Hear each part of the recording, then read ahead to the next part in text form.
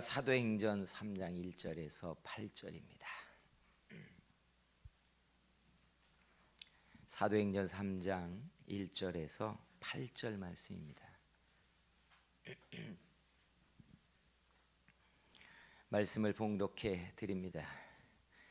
제9시 기도 시간에 베드로와 요한이 성전에 올라갈새 나면서 못 걷게 된 이를 사람들이 메고 오니 이는 성전에 들어가는 사람들에게 구걸하기 위하여 날마다 미문이라는 성전문에 두는 자라. 그가 베드로와 요한이 성전에 들어가려 함을 보고 구걸하거늘 베드로가 요한과 더불어 주목하여 보고 우리를 보라 하니 그가 그들에게서 무엇을 얻을까 하여 바라보거늘 베드로가 이르되 은과 금은 내게 없거니와 내게 있는 이것을 네게 주노니 나사렛 예수 그리스도의 이름으로 일어나 걸으라 하고 오른손을 잡아 일으키니 발과 발목이 곧 힘을 얻고 뛰어 서서 걸으며 그들과 함께 성전으로 들어가면서 걷기도 하고 뛰기도 하며 하나님을 찬송하니. 아멘. 할렐루야. 오늘 예배할 때 우리 속에 예수님의 이름의 권세와 능력이 심령을 일으켜 세우고 충만하게 하기를 축복합니다. 최근에 저희가 사택으로 옮겼어요. 사택으로 옮기면서 이사가 교회 공사를 할 때라 제가 이사를 할 때는 못 가보고 대부분 끝났을 때 집을 들어갔어요. 갔더니 파란색 가방이 소파 위에 하나 딱 있습니다. 그래서 뭔가 펼쳐봤더니 이만큼 두꺼운 책자, 또 조그만 책자, 여러 가지의 리모컨들이 가방에 한 절반이 차 있어요. 뭘 것 같아요? 집을 사용하는 매뉴얼 책자였고 차를 대면 주차장에서부터 써야 되는 리모컨 종류들이 여러 가지가 들어있었어요. 처음에는 차분하게 앉아서 책자를 몇 장 보고 리모컨들을 보다가 훅 덮어가지고 가방을 둘둘 싸가지고 창고에 휙 던져놨어요. 아마 신집사님도 최근에 이사를 했는데 비슷한 경험을 했을 것 같아요. 제가 보건대 매뉴얼을 제가 꼼꼼히 읽고 리모컨들을 잘 사용하면 요즘 스마트 기능이 탑재된 집들이라 훨씬 더 사용하기가 좋았을 거라는 생각이 들어요. 그런데도 불구하고 그 두꺼운 사용법 책자를 다시 꺼내서 읽어볼 엄두가 잘 나지 않아요. 한국인들의 특징이 사용법을 잘 안 본다는 거래요. 잘 보십니까? 그래서 요즘 새로운 기기를 사면 사용법이 잘 안 들어있어요. 핸드폰에 예전에는 사용법이 책자가 들어있었는데 요즘 핸드폰에 사용법 책자 없는 거 아십니까? 알아서 하라는 거예요, 그냥. 그죠? 그래서 노인들은 200만 원짜리 핸드폰을 사줘도 기능을 3분의 1도 사용하지 않습니다. 여기에 달려있는 것 스마트 TV예요. 제가 대충 봤더니 기능이 정말 많아요. 리모컨으로 방송 중에 있는 화면을 녹화할 수도 있어요. 순간 녹화를 해서 하이라이트처럼 볼 수도 있고, 그리고 다툴 필요 없이 화면을 둘로 나눠서 두 개의 채널을 동시로 시청하면서 한 사람은 이어폰으로 소리를 들을 수도 있습니다. 자기가 쓰고 있는 핸드폰을 연계하면 화면을 훅 밀어버리는 것만으로 자기 화면을 크게 여기다가 띄워서 핸드폰 영상을 볼 수도 있어요. 써보셨습니까? 그죠? 전원 버튼, 채널 버튼, 그리고 또 뭐예요? 볼륨 버튼. 이거 3개면 되는 거예요. 가끔 우스꽝스러운 이야기지만 집에 있는 세탁기를 잘 사용하는 법 같은 것을 설명하는 사람들의 이야기를 보다 보면 우리 집에 세탁기에도 이런 기능이 있어? 하고 놀랄 때가 있어요. 그러나 저도 그렇고 저희 집사람도 그렇고 여전히 세탁기는 그저 세탁과 탈수만 하는 걸로 뭐 다를 거 없습니다. 우리 사용법 잘 안 봐요. 근데 여러분, 예수 믿는 사람들이 좀 꼼꼼하게 알아야 되는 게, 우리가 가지고 있는 이 믿음의 가장 중요한 능력 카드인 예수님의 이름에 대한 사용법입니다. 근데 예수님의 이름 언제 가장 많이 써요? 기도할 때 마침으로 예수님의 이름으로 기도했습니다. 아마 99.99%가 예수님의 이름은 기도할 때 마침으로 쓰는 게 대부분일 것 같아요. 근데 여러분, 우리가 사용법을 보지 않아서 쓰지 못하는 것처럼 예수님의 이름은 우리가 생각하는 것보다 훨씬 유용한 카드가 담겨 있습니다. 그 이유가 성경에는 이미 담겨 있어요. 세 가지의 예수님의 이름의 권세가 있는데, 마태복음 28장 18절에 보면 예수님이 이렇게 말해요. 하늘과 땅의 모든 권세를 아버지가 나에게 주셨대요. 하늘과 땅의 모든 권세가 예수님의 것이래요. 둘째, 요한복음 16장 23절에 우리가 무엇을 구하든지 아버지가 내 이름으로 주실 것이래요. 그래서 우리가 예수님의 이름으로 기도하는 겁니다. 셋째, 로마서 10장 13절에 보면 누구든지 주의 이름을 부르는 자는 구원을 얻을 것이래요. 그러니까 위급한 순간에 주의 이름을 부르라는 거예요. 그때 구원을 얻는다라는 거예요. 그런데 곰곰이 생각해 봤어요. 왜 우리는 예수님의 이름을 효율적으로 잘 못 쓸까? 그래서 알게 된 게, 우리가 가지고 있는 신앙의 컬렉션들이, 컬러들이 수동적이고 방어적이구나 하는 거예요. 여러분, 초기 기독교인들의 신앙은 굉장히 공격적이고 전투적이었어요. 자신들이 예수 그리스도의 이름을 가진 자로서 핍박받는 걸 당연하게 여기면서 예수님의 이름을 선포하며 세상에 예수님이 우리의 구세주라는 걸 막 드러낸 사역을 한 사람이 초기 기독교인들입니다. 그런데 오늘날은 그렇게 전투적이고 적극적인 신앙생활을 하지 않습니다. 오늘날 우리들이 믿는 신앙을 가만히 봤더니 수동적이고 조금은 방어적이에요. 왜 수동적이고 방어적이 됐을까를 봤더니, 세상이 예수 믿는 사람들의 도덕적이지 않은 것과 행실을 비방하니까 욕먹고 싶지 않아서 예수 믿는 사람들의 신앙에 선한 행실을 강조하기 시작하면서부터입니다. 저도 그렇고 여러분도 그럴 것 같아요. 교회의 신앙의 가치를 많은 사람들이 선한 행실로 따져요.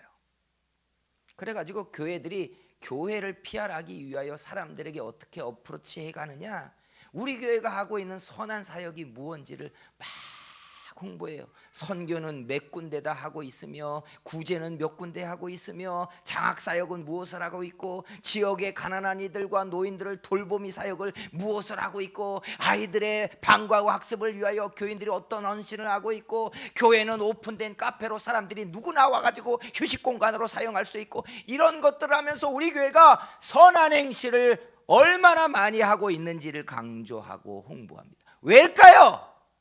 비방 듣고 싶지 않으니까. 비방을 받고 싶지 않으니까. 근데 여러분, 이런 선한 행실이 기독교인들의 의무가 아니라는 이야기를 하는 게 아니에요. 그런데 신앙의 형태를 가만히 초기 기독교 형태에 갖다가 이렇게 같이 겹쳐보면 많이 다르다는 거예요. 초기 기독교인들의 신앙은 선한 행실을 통하여 우리가 얼마나 세상에 그리스도의 선한 빛이고 선한 영향력을 미치는 존재이니까 나와 함께하자, 이런 식으로 복음을 전하지 않았어요. 그들은 공격적이고 적극적으로 예수님의 이름을 선포하며 영적인 싸움을 싸우고 예수님의 이름으로 기사와 표적이 일어나게 하면서 하나님의 나라가 확장되게 사역을 했어요. 근데 우린 지금 그렇게 하지 않아요. 그죠? 많은 교회들이 선한 행실을 홍보해서 사람들에게 여기가 더 좋은 집단이야 라는 걸 사람들에게 어프로치합니다. 그죠? 왜일까? 우리 스스로 우리가 방어적이어서 그래요. 욕먹고 싶지 않은 겁니다. 비난받고 싶지 않은 겁니다. 기독교인으로서 야 그렇게 살아서 되겠냐 이 말이 너무 가슴 앞에 깊이 찌르고 들어오고 수치스러운 겁니다.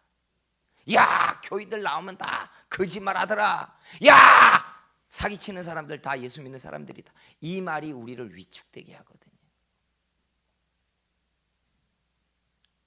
그래서 예수님의 이름이 가지고 있는 권세 카드를 잘 안 씁니다.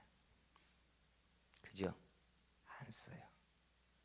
내가 도덕적으로 훨씬 더 사람들에게 내세울 만한 것이 생길 때까지 나 예수 믿는 사람이야 라고도 말하지 않습니다.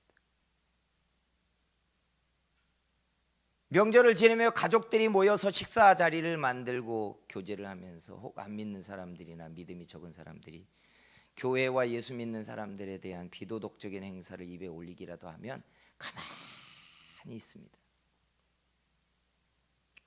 거기에 나도 입을 떼어 방어할 만한 것이 없다고 생각하기 때문에 그래요.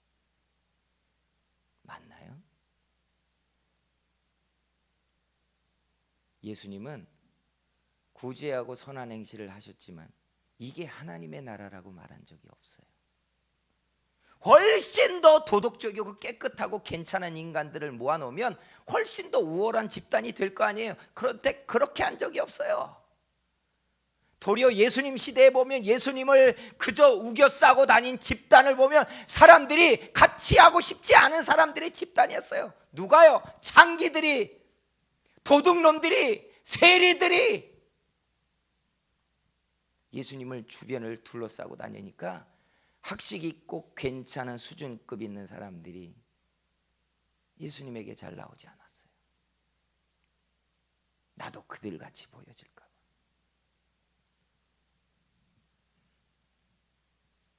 그래서 실상 오늘날 한국교회 교인들뿐만이 아니라 우리도 예수님의 이름의 카드를 끄집어내서 잘 사용하지 않습니다. 그런데 오늘 우리가 읽은 이 본문에 보면 성전 미문에 앉은 안전뱅이에게 베드로와 요한이 기도하러 들어가다가 내게 있는 것으로 네게 준다라고 하며 나사렛 예수의 이름을 그에게 주고 있습니다. 그리고 우리가 알고 있다시피 그 이름은 기사와 표적의 역사를 일으켜 내었습니다.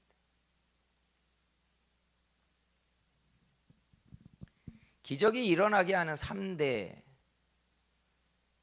공식이 있어요. 첫째, 예수님의 이름이 영광을 받을 만한 상황.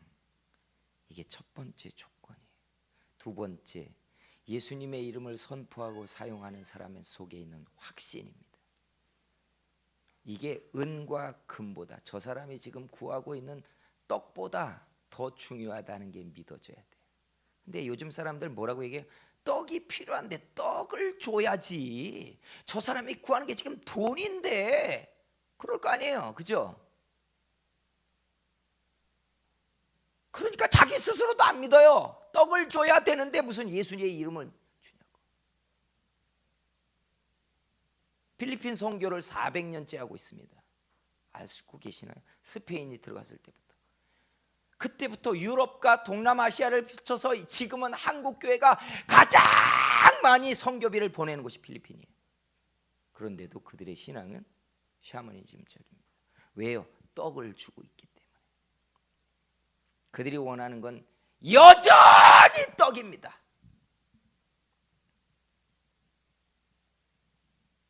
그러니까 칭찬은 들어요. 선한 행실이니까. 아세요? 좋은 사람의 인정은 받는 겁니다. 하나님의 나라는 좋은 사람으로 역사하는 게 아니에요. 예수님의 이름이 구원하는 능력으로 나타날 때 하나님의 나라는 임하게 돼 있어요. 그러니까 예수님의 이름을 주는 사람조차 확신하지 않는 겁니다. 셋째, 예수님의 이름이 능력이라는 걸 믿는 사람의 반응이 합해질 때 기적이 일어났어요. 근데 여러분, 그것보다 우리가 실생활에서 훨씬 유용하게 예수님의 이름을 써야 되는 비율이 있습니다. 목사가 목회를 하면서 보니까 예수님의 이름을 써야 되는 비율이 약 70%가 영적인 상황이고 30%가 우리에게 기사와 표적이 필요한 상황이더라고요. 그러니까 70%의 비율은 영적인 상황이에요. 영적인 상황이라는 건 뭐냐면 배경에 악한 마귀가 사람들에게 불안과 염려거리를 일으키고 우리가 기도한 것들이 응답되지 못하게 믿음을 허물어버리고 다툼과 분쟁으로 믿음이 깨지게 만들고 하나님이 일하는 소망을 품지 못하게 만들어버리는 영적인 배경의 작용을 일으키는 걸 의미해요. 실상 예수 믿는 사람들은요, 많은 분량에서 자기가 소망하는 것과 자기가 구하는 것들이 마귀가 배후에서 일으키는 불안과 염려, 분노와 다툼, 작은 어떤 끈앞을 가지고 싸우는 그 싸움 때문에 소망을 스스로 박을 깨트려 버리듯이 깨져버리게 만드는 일들을 겪는다는 거 아십니까? 다른 사람 이야기할 게 없어요. 다 그래요. 지금은 기도하고 소망했다가 그 다음 날이면 싸우고 박 터지게 다투면서 소망이고 뭐고 다 깨버립니다. 분을 이겨낼 수가 없어요. 분을 이겨낼 수가. 아침에 와서 말씀을 묵상하고 큐티를 하다가 똑같은 그 말씀을 봤어요. 하나님의 부르신 악령이 사울에게 임하였더니 역사했더니 사울 속에 불안과 염려와 두려움의 생각이 가득 찼어요. 저놈이 내 자리를 빼앗을 것이다 싶어가지고 창을 2번이나 다윗에게 던져 죽이려고 해요. 여러분, 예수 믿는 사람들이라고 24시간 평안하냐고요? 천만에요. 믿으니까 무엇이든지 하나님께 의지한다고요? 아닙니다. 여전히 불안하고 여전히 염려하고 눈앞에 벌어지는 일들의 조짐이 안 좋으면 근심이 가득합니다. 마음에 평안이 가득하지 않는데 옆에 아내나 남편이 찌르는 말이라도 하면 머리 꼭대기가 화산처럼 터져 나오기 시작합니다. 자기 속에는 멈춰야 된다는 생각이 있는 것과 아무 관계없이 판을 뒤집어 깨엎어버리고 말아요. 그 순간 이미 마귀의 소나기에서 나는 농락당하고 끝났어요. 다시 수습하기에는 내 소망은 깨져버리고 만 겁니다. 사랑하는 성도 여러분, 우리가 가장 흔하게 많이 써야 되는 예수님의 이름의 카드는 불안이 일어날 때, 염려가 여러분 마음을 지배할 때, 작은 다툼과 분쟁이 누군가를 통하여 불꽃처럼 타오르기 시작할 때, 그때 예수님의 이름을 끄집어내셔야 돼요. 이게 영적 싸움이에요. 영적 싸움이에요. 수동적이고 방어적인 신앙생활을 하면 선한 행실이 중요하다고 했잖아요. 그거 가지고 서열을 정하고 내 정체성을 따지고 사람 앞에 내 복음을 내보이려고 하잖아요. 그런데 여러분, 초기 기독교인들은 그게 중요하지 않았어요. 예수의 이름을 선포하고 말하고 명령하면서 어둠의 세력과 귀신의 세력이 역사하는 걸 그저 깨부수고 밀어내고 쫓아내고 제압했어요. 그래서 예수님의 이름이 여러분의 불안과 염려가 일어날 때, 분쟁이나 다툼이 일어날 때 예수님의 이름을 끄집어내야 돼요. 배경에서 역사하는 더러운 영들이 떠나가라고 명령하셔야 돼요. 끄집어내란 말이에요. 왜 당합니까? 왜 불안이 여러분의 믿음을 완전히 땅바닥 밑으로 집어낼 때까지 가만히 있습니까? 왜 사단이 만들어내는 다툼이 여러분의 가정을 박살낼 때까지 가만히 있냔 말이에요.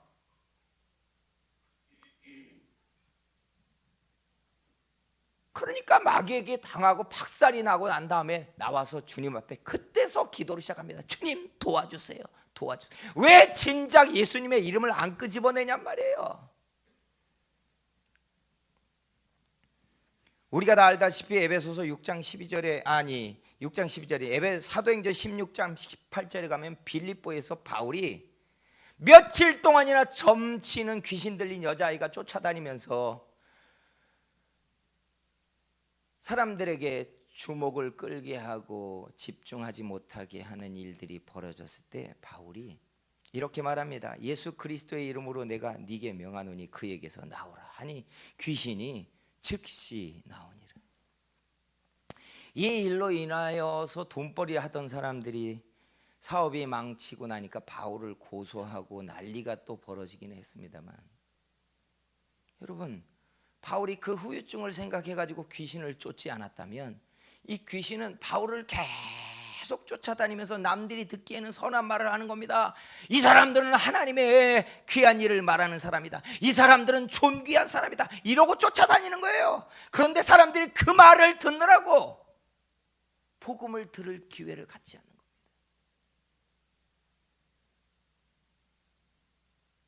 여러분, 불안이 일어날 때, 작은 염려가 싹처럼 솟아날 때, 의견이 맞지 않아서 다툼이 생겨서 마음이 상하기 시작할 때, 여러분들은 예수 그리스도의 이름을 끄집어내셔야 돼요.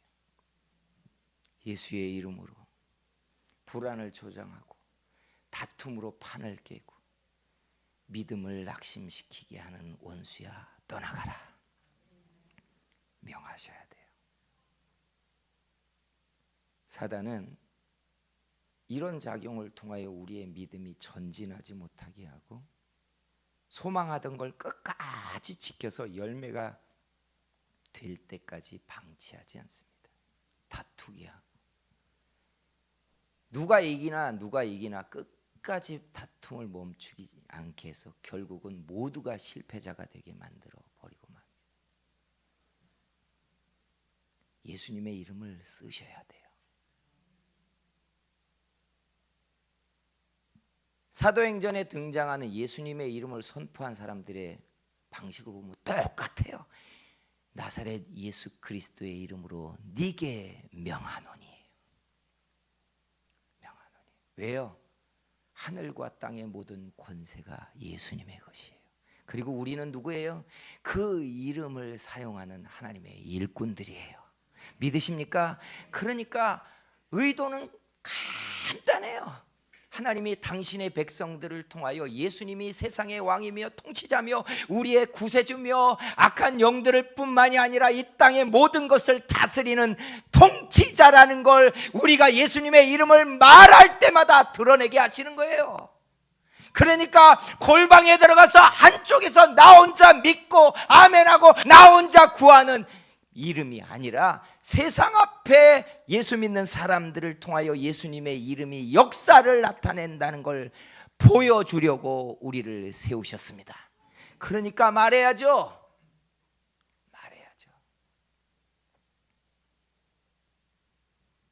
사랑하는 성도 여러분, 악의 영들을 제압하면 사람들의 믿음은 대부분 지켜질 것이고 원수와의 영적 싸움에서 예수님의 이름을 끄집어내기 시작하면 시험거리가 현저하게 줄어가기 시작합니다.